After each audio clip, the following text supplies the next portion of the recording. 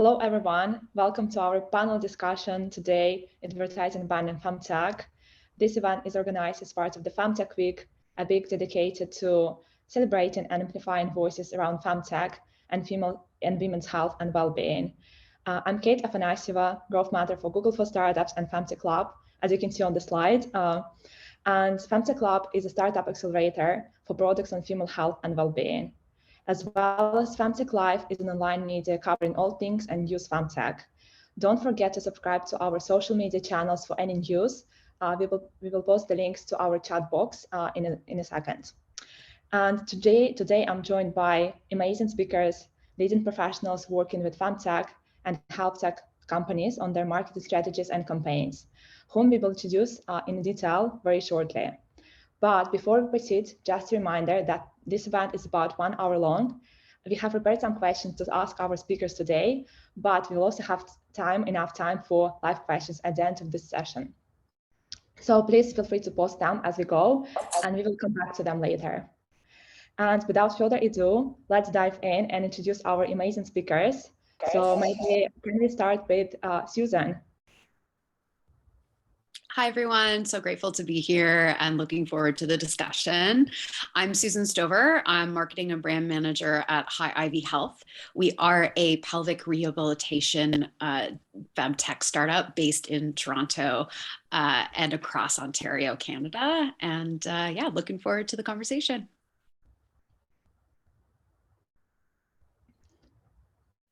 Maybe Lexi, do you want to go next? Of course. Hi, everyone. My name's Lexi Mills. I'm the CEO of Shift 6 Studios. We're an integrated PR SEO firm. I also run the Future of Search Foundation, which concerns itself primarily with the future of the internet and the structure of it, which falls very much into this category. And I also run another agency called Ugly Babies, which is very much focused on giving hard truths to help people get to where they want to be. Because sometimes we don't need someone to be our friend. We need them to be a truthful person who's an ally. Yeah, and Hannah. Hi, everyone. Yeah, so I'm Hannah. I run my agency called Wrap Consulting. We deliver communications and copywriting sort of in the healthcare sphere. But I'm particularly passionate, obviously, about all things women's health and FemTech.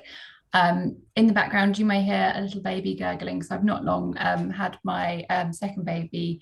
So yeah, so bear with me slightly if he wants to make his presence known. But yeah, really excited. This is such an important discussion. So yeah, thanks very much for having me. Thank you. And Eka.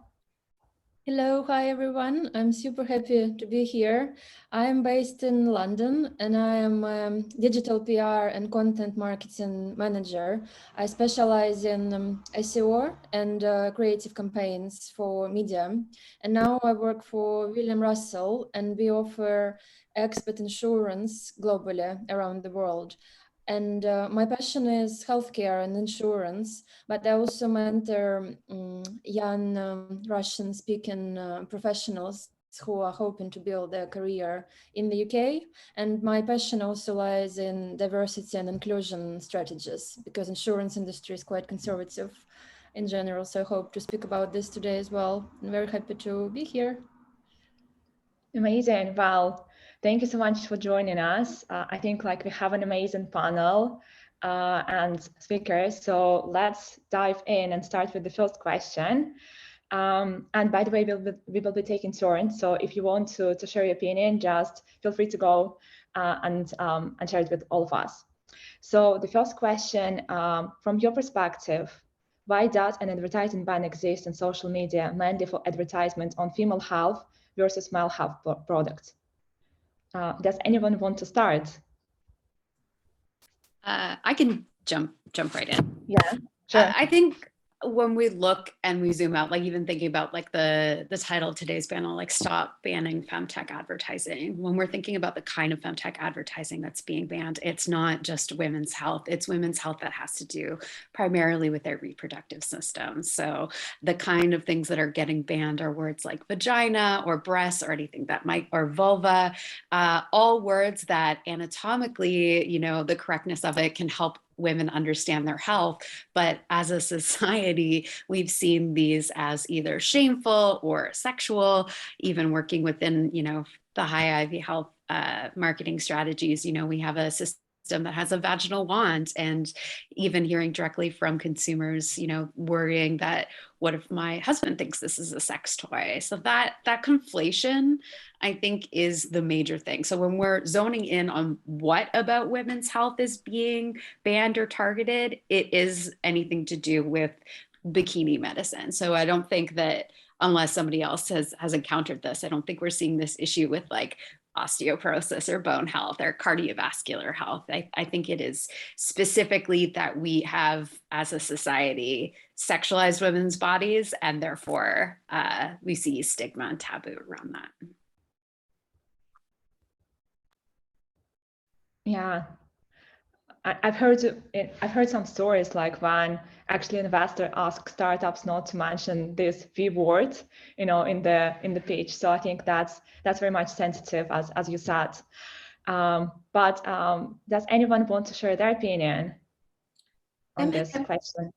Just to sort of build on it, I think as well, what's kind of really challenging, as well as opportunity within FemTech, is that a lot of the time, in other businesses, you can just work on marketing your product, and your focus is on selling something in order to grow your business. But I think one of the most challenging aspects is that education piece, which Susan's touching on, in the sense of that some of these things people don't even know they need, or they don't even know the problem exists, or they don't even know that there's a different way of things being done. So alongside sort of period care and menstrual health, obviously sexual wellness is another area that gets censored as well. But then you'll look at that category and then see that you can actually share lingerie imagery, but you can't talk about sex toys or female pleasure. So there's all these layers, I think, to the discussion as well, in the sense of it's not just sort of a straightforward, this is the problem, this is the solution. There's just so much to it, and the education that needs to be done, not just to men, as much as that's a big problem, and obviously investors tend to be male, so that has a knock-on effect, but also women themselves. I talk about sexual wellness, and even for women to know that their sexual pleasure is worth as much as a man's. Those kind of things mean that even women themselves might say, I don't want to see an advert talking about sexual health. I don't want to see an advert telling that I should buy a vibrator, because they're sort of programmed into thinking that way. So I just think there's layers to it. There's the sort of an education piece, talking about sort of being open anyway, and making it understood that women's health is important, but an education piece for all of us to know that there are better ways of doing things and experiencing things, and not just coping with what we already get presented to ourselves, really. Yeah, definitely. I think that's a very interesting point, that women themselves sometimes are scared to talk about their bodies, right? So I think if you have such a construct, it might be quite difficult to just to use this language yourself. We actually have more time to hear more opinions about this question. So Eka or Lexi, if you want to. Yeah, sure, Eka, go ahead. Yeah, I completely agree with Susan and Hannah. I think it's a very important and challenging issue, and it's sort of double standards, unfortunately, and it's something probably we should drive more as marketing professionals, because I feel like there is that lack of education about the difference and distinction between sexual gratification and actual health issues, and it's something which could be a big challenge for people who are going through life. So at any age, as a woman, you can experience any sort of shame, really. When you are a teenager, it's about menstruation. Then when you are becoming pregnant, if you are becoming pregnant, it's about how do you talk about it with your partner and your friends, what is the correct language. And then when you are coming to the menopause stage, it's such a taboo subject, especially in certain countries, that women don't know where to go and where to get support. And the fact that we don't have representation of these issues in the media, especially for younger generation of girls, I think it's a massive, it could be a massive, even a bigger issue in the future. We want to present that image of always being healthier, but if something happens, where do we go? And as we all found out this week with that Facebook and Instagram crash, those media, they have such power over our lives. And those 6 hours without WhatsApp and Facebook, everyone must have felt a bit like, oh, what's going on? And so imagine how much power they have over regular people like myself, and then not being able to see the ad on women's health is quite weird. I find it's a bit double standard, to be honest, especially in the current time. So yeah. Thank you so much for sharing. Well, I think we can move on to the next question. So it seems that we are aware of the problems that we can't use this vocabulary, or it's difficult to use this vocabulary, and there is more education that might need to be done, as some speakers mentioned. I think let's discuss what solutions can be used to avoid this ban for FemTech products on social media. Is there anything that we can do proactively to change this attitude? I'm happy to speak to this. I think we need to keep in context that some of this is a spillover from the real world. And algorithms used to be manually coded, and there's some problems with that we're seeing now. And then there are also problems with the fact that algorithms are self-learning. So they're fed by our own data points. If we're scared to talk about our bodies and our functionalities and things to do with them, that will feed into the algorithm and get amplified. So I think we have to understand when we see a problem that firstly, is this intentional? Is this a historical hangover from something that's bygone? It's important to keep that in context when we raise things, because my experience of life is that you're a lot more likely to make progress if you don't attack people in the first instance and start to look at where it came from. Now, I don't think anyone wakes up and says, let's make a biased algorithm for mass media, but we know it happens. And that's normally down to poor data sampling. We've had algorithms mistake African-American people for gorillas and vice versa. We also saw the Amazon algorithm identify a politician as a criminal.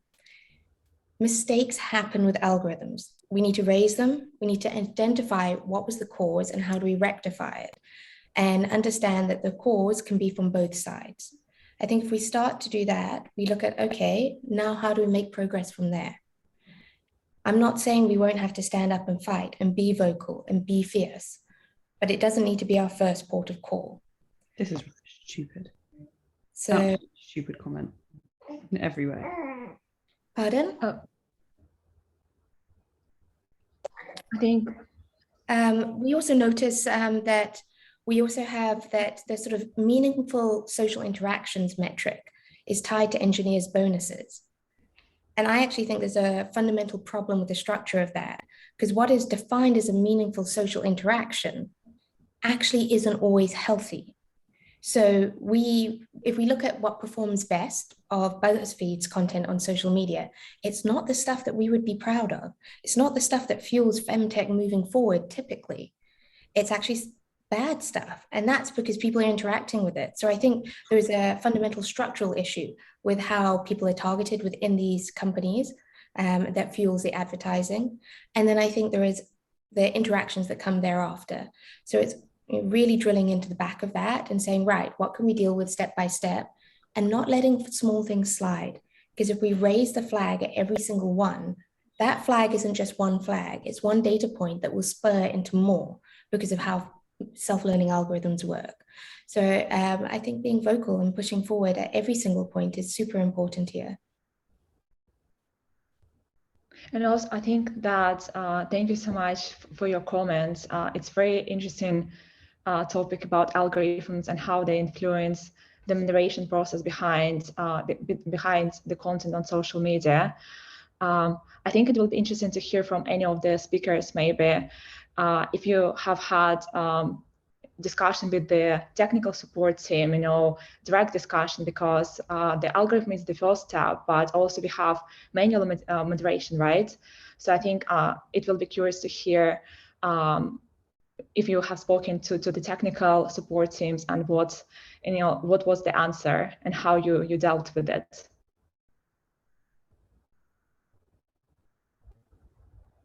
I don't have direct. Oh, sorry. I was just going to say I don't have direct experience of that, but from what I understand, it's even difficult to get to that point. But I think what we need to consider is, and I hear what you're saying in terms of making noise, but I think what's happened in the past, sort of this conversation, I think has been happening for quite a few years now, if we're honest.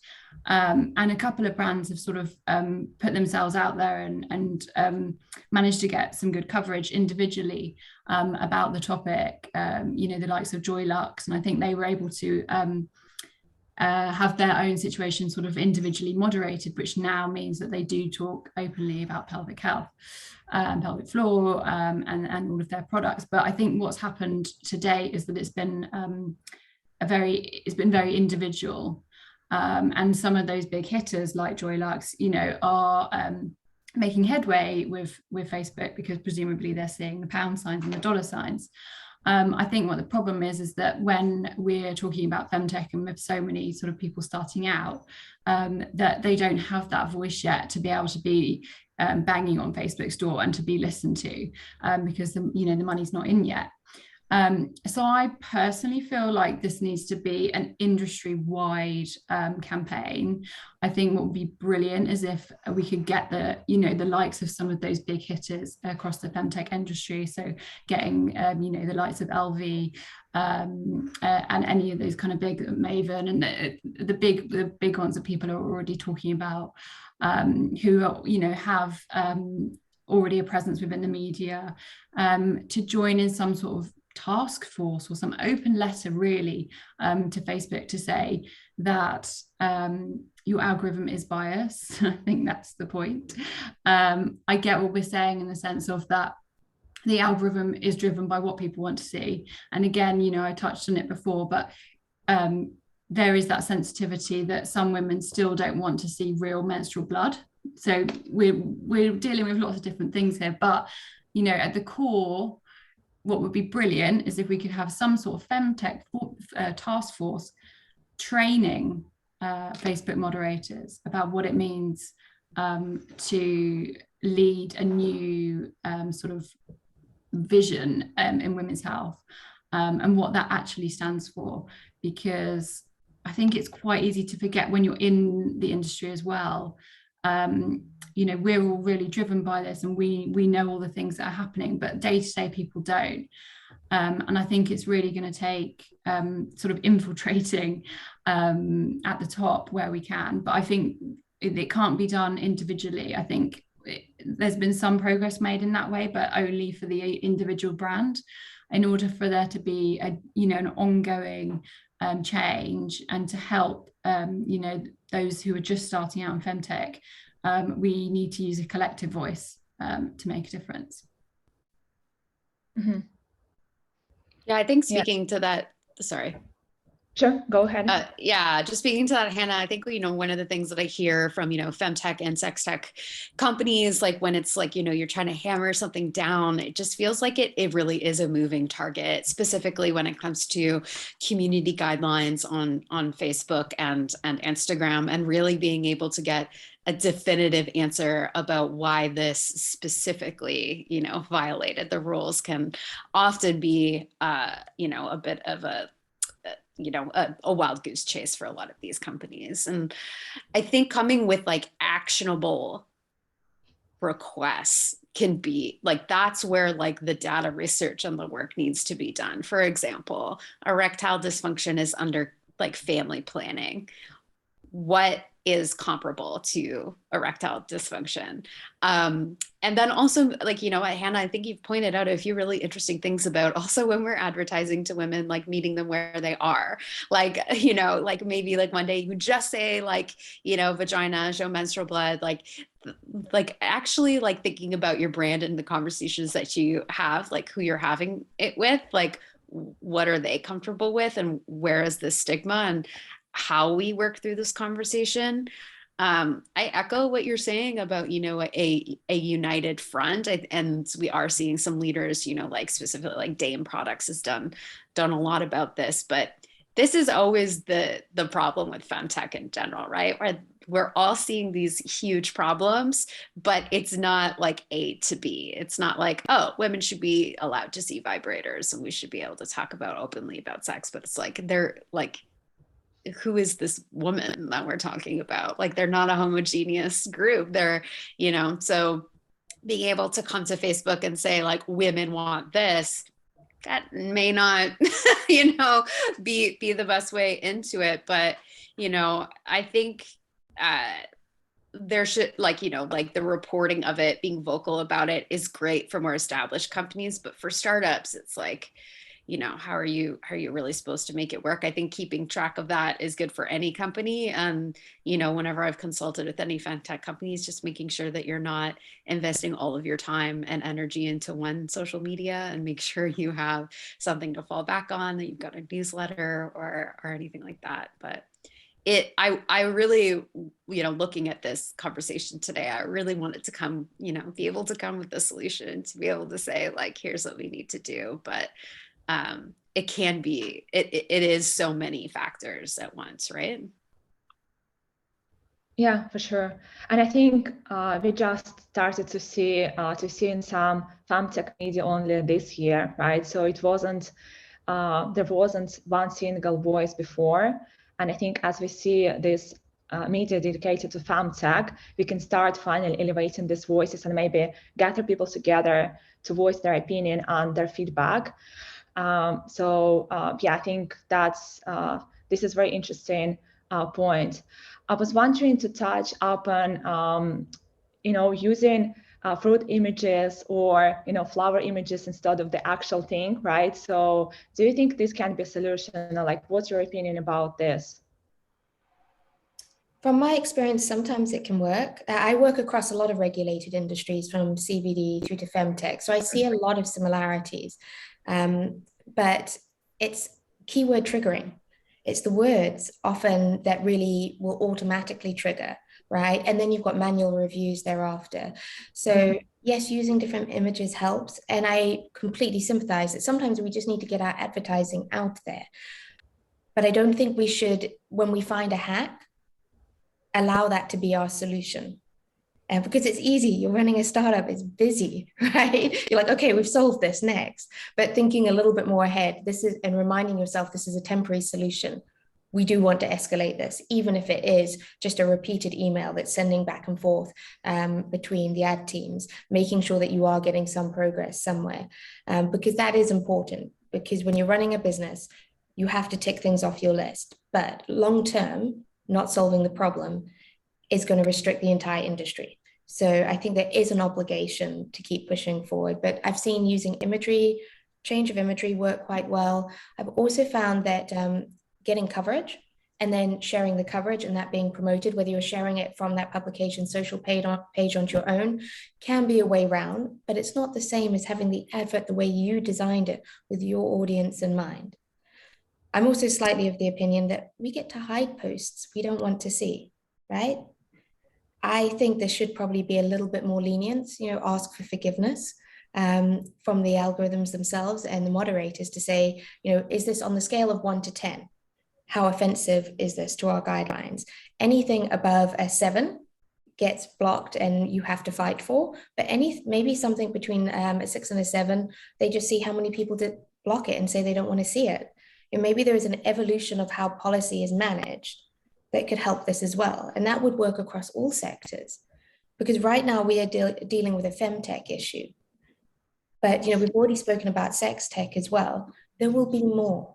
What we need are these social media teams and social media companies to have a bias department actively trying to reduce bias across the board. Because if we put in a system for bias management, we don't just kill off one bunny while 30 more are being bred.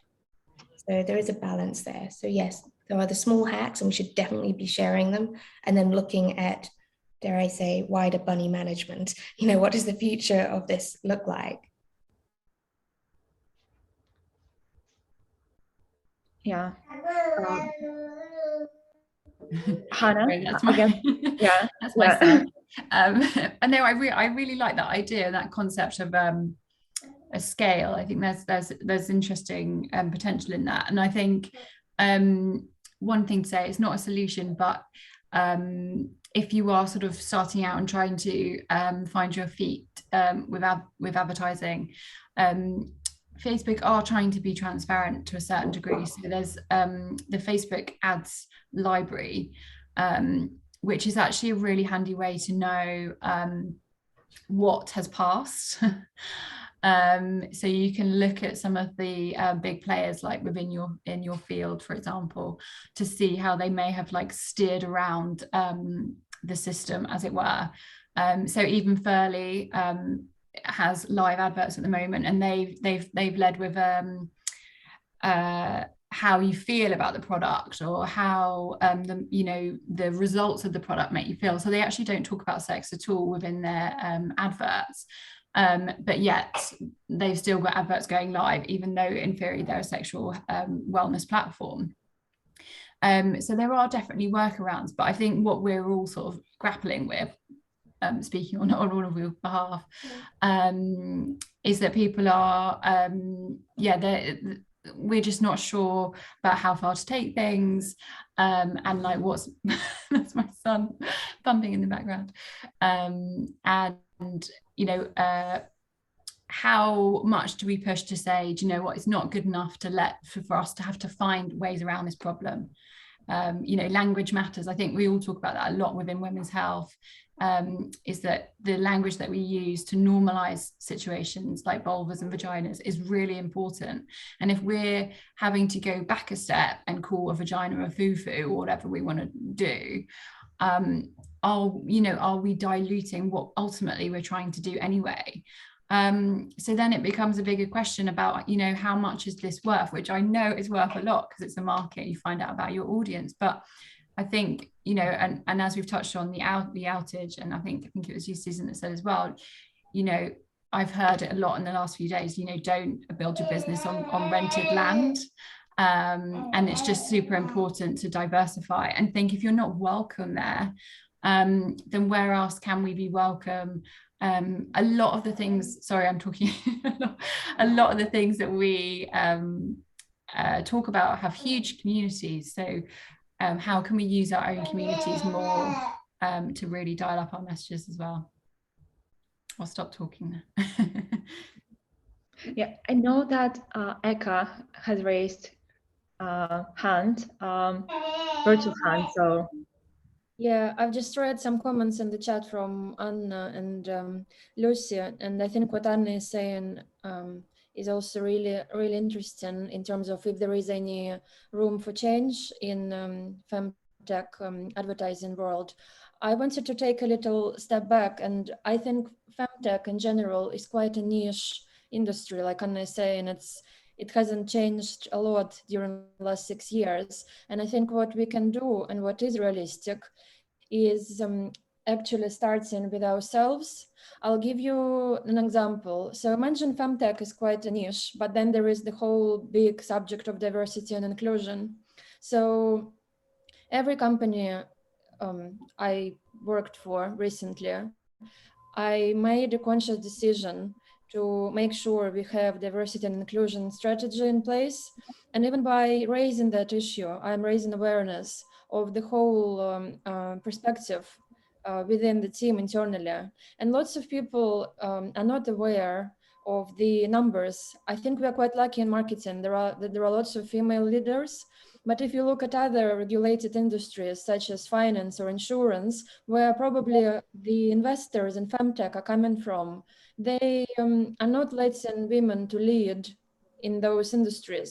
And if we start that conversation or continue raising awareness for diversity, that could lead to improvement in FemTech advertising as well. It's just having that conversation, which is sometimes so awkward. Imagine you are being a new manager in a corporate well-known brand, and you realize there is no one from your background, or there is no one from your country, or you feel completely not included when you are walking down the office because there is no one similar to you. And when you start to talk about it and attract attention of the board, things slowly start to change, because people and board members need to understand we need to cover for different markets. And there is a massive opportunity, I'm sure, in FemTech health. So I hope that the market will slowly shift at some point, but it will only shift if we start with our current workplaces or our current reference groups. We should talk about it much more than we are. Even in the UK, okay, London is very diverse and very international, and you feel like at home here all the time. But if you go out of London to smaller cities or towns, is it diverse? Is it inclusion there? And that happens everywhere. And I'm talking about the UK, not other countries. Yeah. So there are those small things we can all do. And like my choice is to talk about diversity with my managers who are from highly regulated industries. And that's a bit of a fight, but I can see some progress. Yeah. Yeah. I guess sorry. I hear. Yeah, I just wanted to mention that was really interesting topic about FemTech being a niche, and I actually wanted to pass over the microphone to you, Suzanne, because I know that you have an opinion that probably it's not a niche industry. Yeah. Just to jump in that, I think like it's not a niche industry. Like I think I do have to challenge you a bit there. I do think that it's nascent. But like in terms of like women's health, like the femtech industry being coined, like I don't really want to have an argument about why it's created, but femtech being nascent, like I heard a really great example.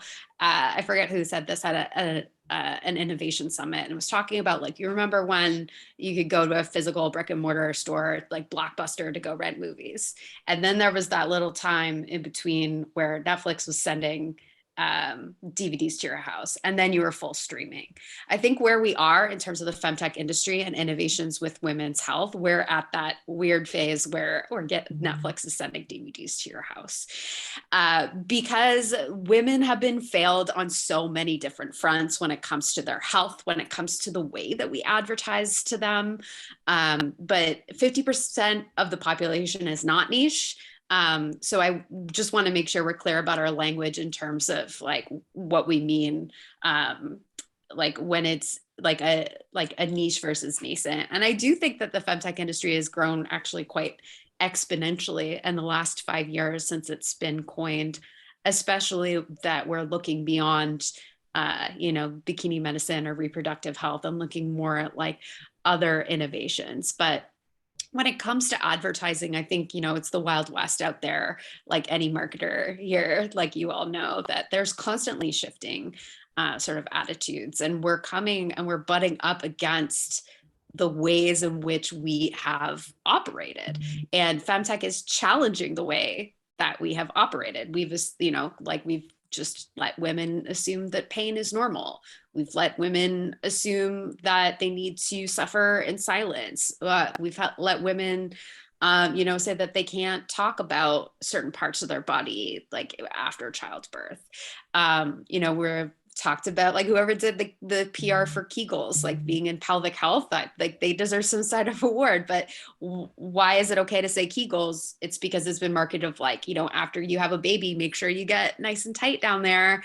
And what's that? That is part of the patriarchy and heteronormativity. So, and then Anna, Kegel is a man's name. Exactly. So when we think about the femtech industry, one thing I'm super passionate about is when we're rethinking all these things about women's health, let's rethink the way that we advertise to them as well. Let's really, like, from top to bottom, you've got all these, like, you know, innovators and startups, and you're looking at, like, you know, ways that we failed them in marketing. So I think when we think about, you know, like, you know, Hannah, like, you know, like all this stuff about like meeting them where they are, what they want to see, I do think that there is systemic bias. Like, I think Facebook, like, we have given them enough time. Like, they know that their algorithms aren't working to support, you know, women's sexuality. They know that. So, you know, for us, what, like, you know, for as businesses, as we see it grow, what's the value to them to be able to sell these products? Because, like, for, you know, a lot of our conversation, sorry to take up a lot of time, but a lot of our conversation has been about like sexual gratitude and wellness. But like, from my perspective at High Ivy, we're selling a pelvic rehabilitation, you know, we're selling a, you know, working on a solution where it's an alternative to a vaginal dilator. And usually, like, we've seen some of our ads flagged or canceled because we use the word pelvic floor. Although sexual wellness is a great outcome, we're not a vibrator. We're not a sex toy. So it's even just looking at those fundamental questions, even though, like, I am the same attitude. I want to be there. I want to be like where we talk about women's sexuality without any shame. I get that. But where we are is very much like baby steps of, you know, we can't even say anatomical body parts on these platforms, and this just should not be acceptable any longer, right?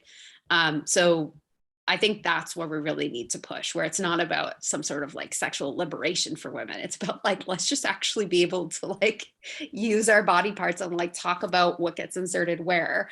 Yeah. Susan, I really agree with you there. I mean, I think progress is slow in anything. I always find everything annoyingly slow. But I lived in South Africa, and just as apartheid was abolished, it blew my mind how long it took for certain things to change. You know, I checked this morning, you know, tampon tax was only abolished in 2021. I mean, this is our legal system, and then we're expecting our businesses to be ahead.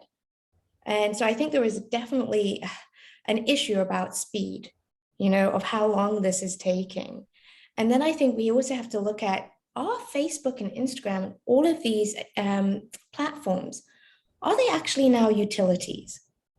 Because if they are utilities, then they should be more answerable to Congress and government. And I think with them coming down, we saw them as utilities. If, you know, British Telecom went down for, you know, 48 hours or whatever it was, there would be big inquests. And so I think the question around the structure of these businesses is also an issue here. And if we want to speed up progress, maybe we have to speed up that step too. Because, yeah, I mean, I can't believe I've been paying tax on tampons this long. I don't know why, but in my brain, I thought it had been dealt with, but apparently not. So I think speed of progress is something that maybe we need to be looking at as an isolated area of FemTech progress. You know, what is making this, what's creating the latency here, and what can be done about it? And from what side? Does it have to come from the businesses, or should it be coming from law? Thank you so much, Lexi. I think we are almost at the time, so it will be good to take any live questions. But I think last thing before we start taking live questions, and I know that Anna had a question. So do you think that maybe can you share your opinions? Who you think can make the most change, you know, to this ban? Because as you all said, it seems that there are some legal issues, right? You know, like taxes on tampons. There is social media issue, you know, algorithms. So, but talking about the overall ecosystem, who can be the greatest voice for change? And how can startups that are limited in their resources, as you said, they don't have time to deal with it on day-to-day basis because they need to, you know, to tick it off their list and just move on. Who will be, you know, who can be like the main actor in to drive the change?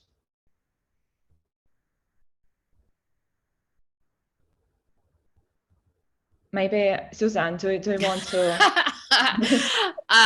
I think that's an incredibly difficult question, because I think we have to, like Lexi says, the ugly baby thing that we're looking at is like we are so beholden to these social media companies and how they run their algorithms and how we eventually get our business. So like, who is responsible for change? Like, I think we need to think about it in terms of the butterfly effect. But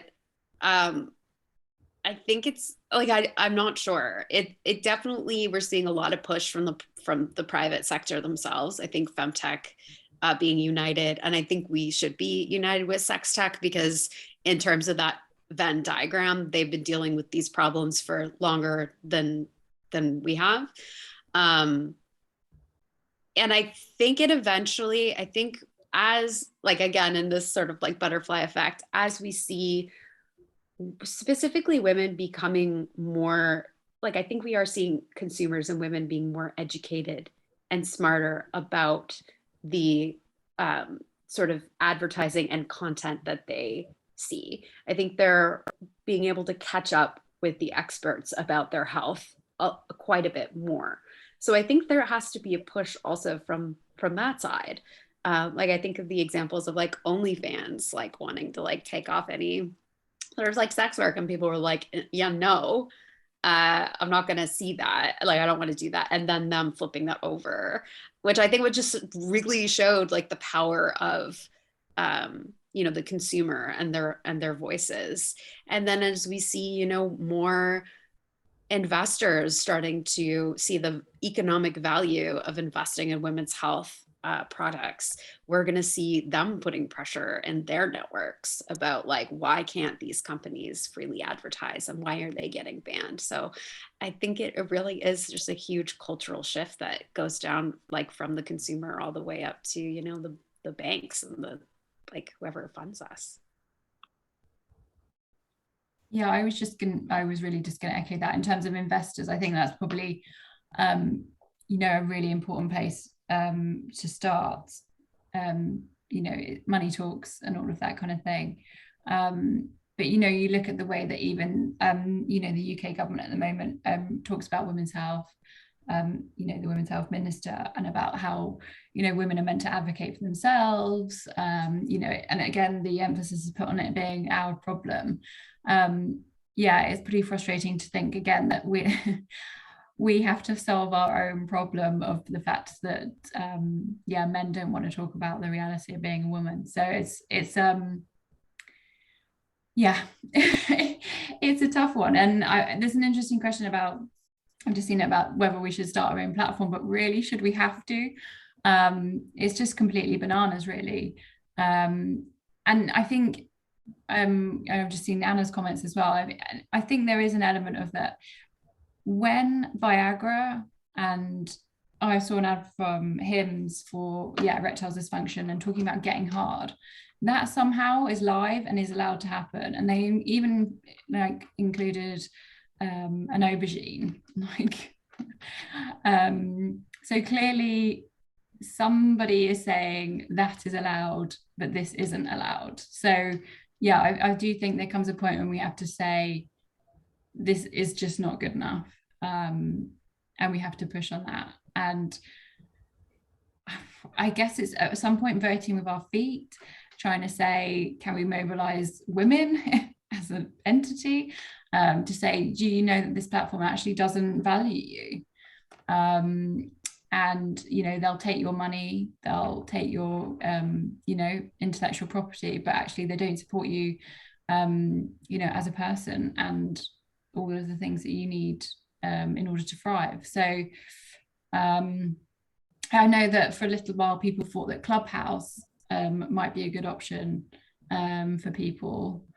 It didn't seem to be having as much sort of censorship, but I think inevitably with any platform that becomes monetized, I think that censorship will creep back in, because it just depends on who holds the purse strings, I guess. If it's always a man in charge, it's always a man dictating the algorithm, which unfortunately it is. You know, Facebook are trying to be transparent. They're saying they're increasing their gender in leadership. But if you look on their leadership stats and you look specifically in tech roles, only 25% of people are women. So therein lies a problem, right? So I think we can keep moving to different platforms, but I think it's getting the overall change to happen, which I think is, I know we all really, really want to say, this is what we need to do to make that happen. But it's such a huge one to change that we just have to keep chipping away, in my opinion. I hear you on the economic argument, and this is not the most thought out opinion, and I welcome others' contribution to it. But these social media platforms and even Google itself, they control markets and currency. That's not legal in most countries in the world.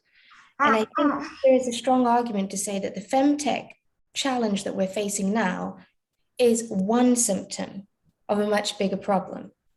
And if we look at it as a symptom and we go back, then the problem is legislation and the structure of these bodies, right? Which means we're probably slowing down getting to where we want to be, right? If we're going back and trying to treat it there. But I say the biggest glimmer of hope I've had in months is watching the Senate hearing for Facebook today. I have never seen more competency in interviewing than I did today. When I think back to Cambridge Analytica and speaking to some of the people that were interviewed, and they spent 25 minutes of their 30-minute interview with their investigators explaining what cloud computing was, I just thought, wow, we are never going to legislate social media in a productive, healthy way. Whereas today we are seeing that change. And so if we can start to consider what are the legalities around these bodies being able to control markets, because that's what they're doing here, is market control, then I think we have a really much stronger argument, because it shows it's pervasive and it's going to continue. So I feel quite hopeful, just given what I've seen today. I'm just not hopeful about speed. And that's challenging.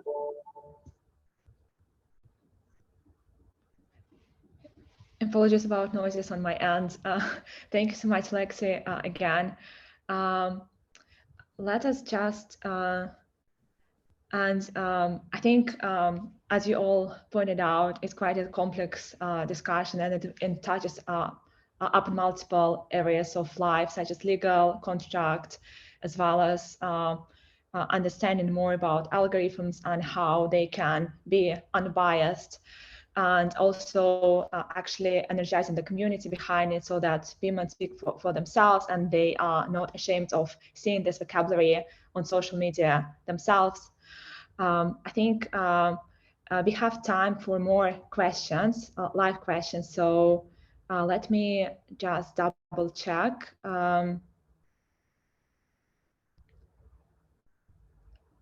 I think, did we cover, maybe Anna, can you help me? So like, did we cover all of the questions, right?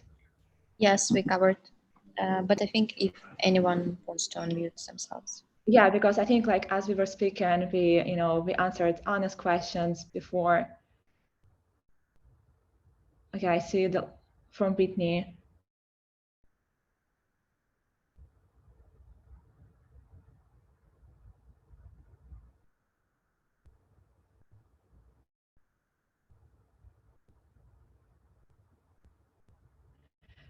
I think like the main question, and I will try to shorten the comments as much as I can. So Whitney says that these biases live in the minds of decision makers of the platforms that we are trying to change.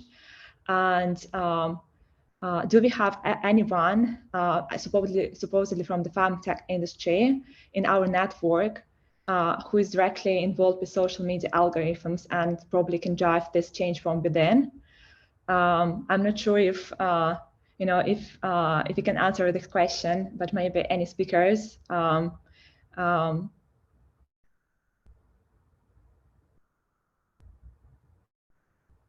not sure if I quite understand the question, Whitney. Yeah, I think like, are you asking if there's like a FemTech cop like walking into Facebook and and like, that's wrong, or he's like asking if we know people in our collective network of people who are working at Facebook on the social media algorithm. Yeah, so wasn't it was kind of more of like a point of consideration. That's just been in trying to identify like how we can break this down. It just seems like we're coming at it from the outside and we're just kind of like banging on the door trying to be heard. And so not necessarily like a question that we can answer or solve like in this moment, but it's just something I've been turning over in my mind. Like, does anybody have like any kind of connections like on the inside? So that was just something that I was considering and would love, just to kind of keep the conversation going, like from the panelists, not necessarily in this forum, but just something to consider. Yeah, I think definitely. Like, yeah, I think that's like, I mean, this is the whole sort of like yarn that we keep pulling at. It's like we're pulling at this knot that is like, why do FemTech or women's health ads keep getting banned? And there's just so many different, so it's like, do you go at from outside or the inside? I think the answer is yes, from both. But then it's, I think, do we have a direct understanding of what specifically Facebook does and what, these guidelines are? Like, no, I don't actually think that we do. And I think that is a great consideration to kind of understand like what exactly the thought process is, because it really does seem arbitrary, to be perfectly honest.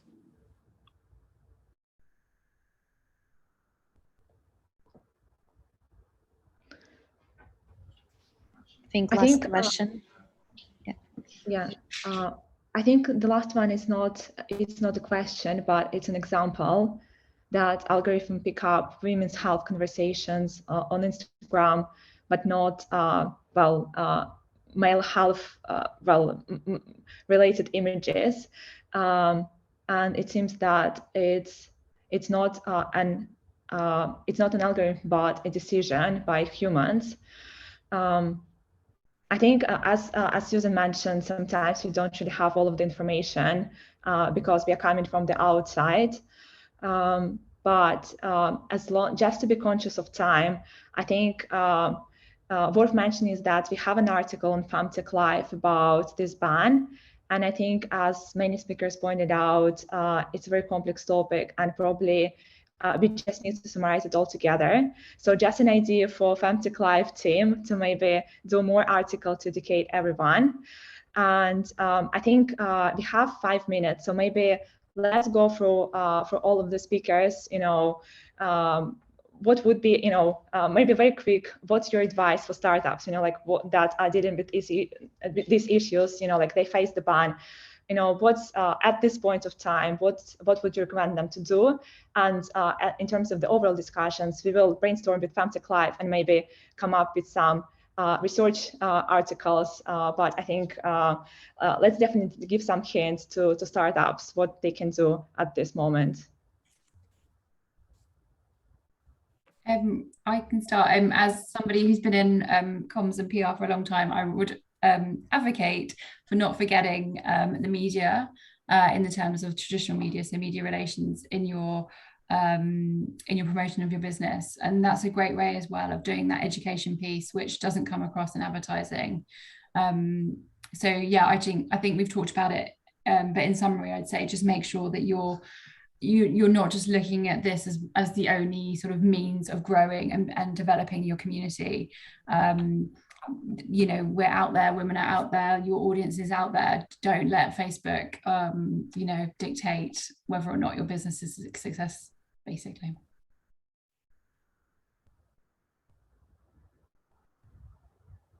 Thank you. Anyone else? Last thoughts and advice for startups?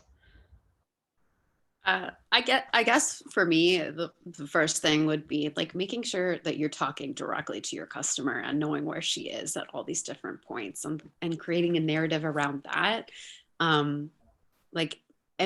Making sure it's coming from it is something that women would want to see, And second, build in the cost of getting your ads banned, getting your profiles shadow banned into the cost of your business and your marketing strategy from day one. And then I just, like, you know, Hannah put it perfectly, like, diversify your advertising efforts. And like I said before, don't just have one social media sort of channel that you're putting all your good stuff out on.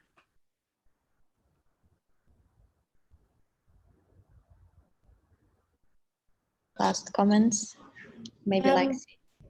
Yeah, I would say, you know, put time and energy in also getting people off these platforms into another form of communication. We forget that, you know, we get so much spam email that we think it doesn't work. But email conversion rates across industries and geographies from the clients we work with do work. So, you know, using the platforms to find people, but then transferring them is a really strong tactic. And then when it comes to fighting for change, we fight with the things we know best about. You know, I know algorithms and I know law. So I will focus on those bits primarily. I'm not going to try and learn a whole new area and run several businesses at the same time. And I think if we all play to our strengths, we make good progress, and, you know, Be Vocal, work together. But this is a multi-pronged problem that we need to solve from different areas. I know one of the questions was around, you know, there are choices, clearly conscious choices in the algorithms. Absolutely, there are. But I think we do need to look at where are our strengths, where can we make progress, and do that as a group, but also keep your businesses alive. If we become a significant portion of the economy, we just get more power inherently within the current structure of the system. So prospering, that's really whatever it takes, push forward, make that happen, and work together to help other people make that happen too. I want to say personally, thank you all speakers and Kate for moderating this panel. It was amazing and insightful. So if you have any questions, yeah, just let us know. And we are looking forward to more panels. Thank you, everyone. Let's stay in touch on social media. And thank you for joining us today. Thanks so much. Thank you, guys. Bye. Thank you.